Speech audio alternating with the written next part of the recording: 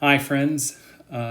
You might have heard of John Krasinski's, who's famous for The Office and Jack Ryan. And since quarantine started, he's been sharing some good news, SGN, each week. Well, it's the end of April, and as hard as it is to believe, we've been doing online church for 6 weeks now. So I thought it would be a good time to share some good news from our churches. Sunday online attendance during the live stream is really strong, better than expected. A huge shout out to Stephen and Jessica, who could not have been more flexible. Each week we work together on the online services, and everyone seems to agree that they keep getting better. Consider sending Steve and Jessica a message of thanks for all they do for our parish. I know I enjoy hearing from you, and so will they. And each week we've been joined by guest musicians, some from within our parish, like Eli Gay, and also some musicians from outside of our parish. It's a way to expand our musical offerings on Sunday, and while also supporting the music community that, as we all know, has been hit hard by the loss of opportunity to offer lessons or play on the stage. Sundays, we also have folks joining us from around North America, from the eastern seaboard of Canada to New York to Texas, and even all the way from Algiers and Broadmoor. This is my home office where I stream from. It's, in fact, not a playpen, as some of you have suspected. It's the top of the stairs. So where are you joining in worship? Each Sunday, we post on the church's Facebook pages a link to the YouTube stream for Sunday worship. I want to invite you to go into that Facebook post this Sunday and upload a picture of your family at worship. On a sofa, piled in your bed as a family, in your pajamas, at your desk, on your back porch, with a cup of coffee in your hand. Let's share with one another where we are worshiping so that we can see one another. Half Calf Virtual Coffee Hour is going strong. Each week it's grown. We have 80-something-year-olds down to babies who join us every week. So no excuses. Starting next week, since we've grown so large, we'll split up into breakout groups. Some weeks we'll break out by individual churches, and other times we're going to mix it up.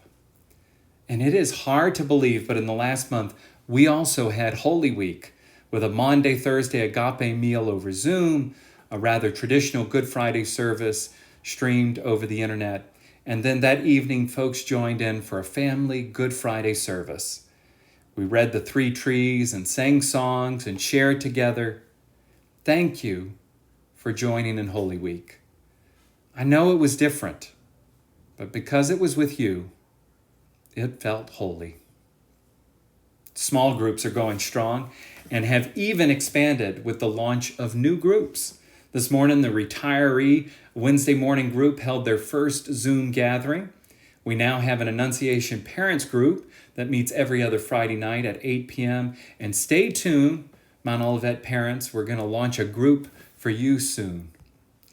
And starting this past Sunday, the children at Annunciation even got in on Zoom and started their own small group. They hung out online for almost 2 hours, but they had one request. No adult could be in charge. And naturally, that wasn't difficult, since it's Annunciation, and we really aren't big into anyone being in charge, except for the good Lord. And we're working to launch a kids group for Mount Olivet very soon. Both vestries met in the past week and discussed many ways to build community during this time. At Annunciation, we may not be worshiping there, but good things are still happening at the corner of Jenna Street and South Claiborne because of your support. The preschool has fewer students, naturally, but by staying open, it's providing critical childcare to frontline workers.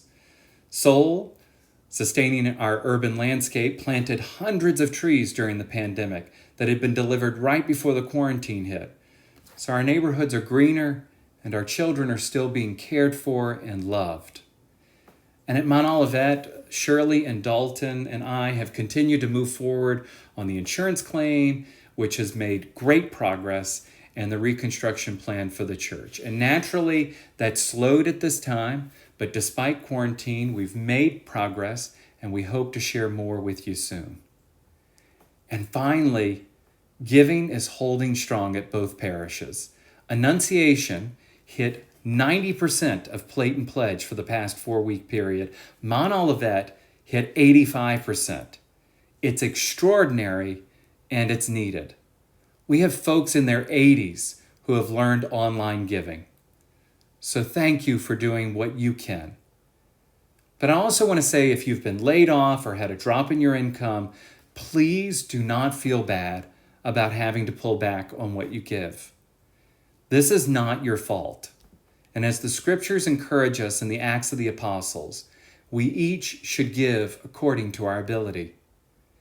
And as we know, our churches aren't all about the money. Far from it. But giving, despite everything going on, is a way to show communal support. It's a vote of confidence. And the vote for both parishes is really quite positive. So I hope you see that indeed we have more than some good news. Friends, we have much good news. Keep looking for the good news in your life.